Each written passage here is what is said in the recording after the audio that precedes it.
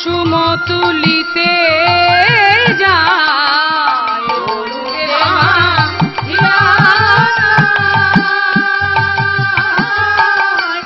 কুসুম তুলিতে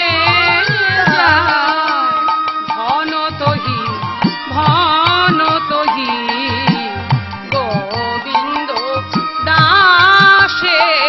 ঘন তহি গোবিন্দ দাসে। যেই না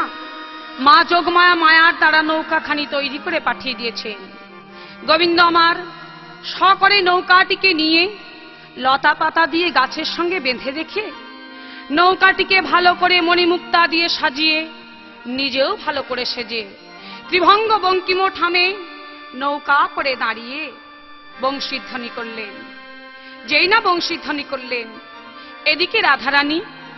সখীদের নিয়ে কৃষ্ণ কথা আলাপনে ব্যস্ত ছিলেন। যেই না গোবিন্দের বংশীধ্বনি কর্ণমূলে প্রবেশ করেছেন, সঙ্গে সঙ্গে রাধারানী ললিতার অঙ্গ টিপে বলছে, ললিতা ওরে শোন ললিতা বাঁশি বাজে, ললিতা বাঁশি বাজে, ওরে শোন ললিতা বাঁশি বাজে, শোন ললিতা বাঁশি বাজে, বাঁশি রাধা বইয়ার বাজে না রে, শোন ললিতা বাঁশি বাজে, রাধা বইয়ার বাজে না রে, শোন ললিতা বাঁশি বাজে, বাঁশি রাধা বইয়ার বাজে না রে, জয় রাধে শ্রী রাধে বলে রাধা